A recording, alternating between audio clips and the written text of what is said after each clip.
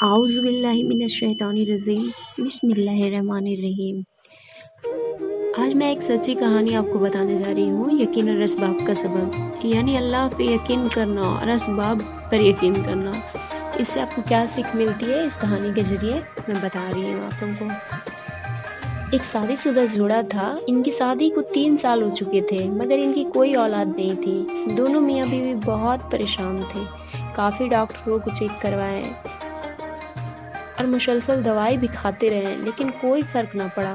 پھر ایک دن انہیں کسی نے ایک ڈاکٹر کے بارے میں بتایا جو اولاد کے لیے خاص دوا دیتے تھے۔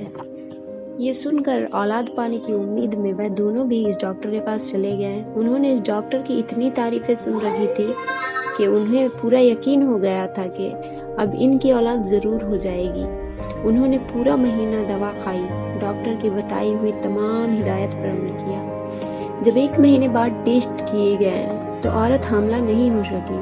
وہ دونوں بہت روئے۔ مایوسی کے اس عالم میں عورت کو اچانک ایک بہت بڑا احساس ہوا۔ اسے سمجھ آ گیا کہ اس نے کہیں غلطی کی ہے۔ اس عورت کو اس وقت شدت سے احساس ہوا کہ اس سے شرک ہو گیا ہے۔ اس نے دوا تو کھائی، لیکن اس وقت اللہ سے یہ دعا نہیں کی کہ وہ اس کی دوا میں شفا ڈال دے۔ اس نے اندھا یقین اس دوا پر کر لیا تھا، یہ سوچ کر کہ جب اس سے سب کی اولاد ہوئی ہے تو میری بھی ہوگی۔ یہیں پر اللہ اسے ایک بہت گہرا سبق سکھائے۔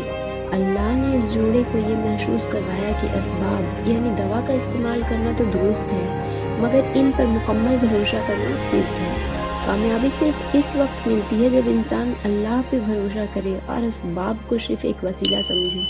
اسباب بھی تبھی کام آتے ہیں جب اللہ ان میں اپنی قدرت سے اثر ڈال دیتا ہے۔ سبحان اللہ۔ اگر صرف اسباب پر بھروسہ کریں گے اور اللہ کو بھلا دیں گے تو کبھی کامیابی نہیں ملے گی۔ کامیابی حاصل کرنے کے لیے اللہ سے جڑنا پڑتا ہے۔ ہم میں سے بہت سے لوگ اس عورت والی غلطی کرتے ہیں، ہم سب اسباب پر بھروسہ کر لیتے ہیں اور اللہ کو اسباب اور اپنے درمیان نکال دیتے ہیں۔ جب بھی ہم ایسا کرتے ہیں ہم شرک اور گناہ کرتے ہیں۔ شرک اس لیے کہ ہم دل میں یہ سوچ لیتے ہیں کہ جو کام اللہ نے کرنا ہے اس کی امید ہم دوا سے یا کسی اور چیز سے لگا لیتے ہیں۔ کوئی بھی ایسا کام جو صرف اللہ کر سکتا ہے، جب ہم اس کی امید کسی اور سے لگاتے ہیں تو وہ شرک ہو جاتا ہے۔ ہمیں اپنی ہر امید صرف اللہ سے لگانی ہے۔ اگر اللہ کا حکم ہوگا تبھی اسباب کام کریں گے، ورنہ نہیں کریں گے۔ اس لیے سب سے پہلے اللہ پر بھروسہ کریں اور پھر اسباب پر بھروسہ کریں۔ اللہ پر مکمل بھروسہ ہر کام کے آغاز میں اس یقین کے ساتھ میں کریں کہ نتیجہ اللہ کی مرضی پہ مختصر ہوگا۔ اسباب کا صرف وسیلہ سمجھے، مقصد نہیں۔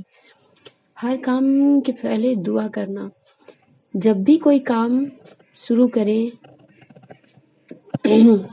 یا جب بھی کوئی سبق اختیار کرے، ساتھ ہی اللہ سے دعا کرے کہ وہ اس میں برکت اور کامیابی ڈالے۔ جیسے دوا کھاتے وقت یہ دعا کرے کہ اے اللہ اس دوا میں میرے لیے شفا رکھ دے، کیونکہ شفا دینے والا صرف تو ہی ہے۔ اپنے ایمان کا جائزہ کیسے کرنا ہے؟ ہر دن کے آخری میں آپ خود سے سوال پوچھیں کہ کیا آپ نے اسباب کو ترجیح دی یا اللہ پر بھروسہ کیا۔ اپنی غلطیوں پر استغفار کریں اور اپنی یقین کو مضبوط کریں۔ شکر ادا کرنا۔ جب اسباب کے ذریعے کامیابی ملے تو اس کا شکر صرف اللہ کو ادا کرے، کیونکہ یہ اس کے فضل کا نتیجہ ہے۔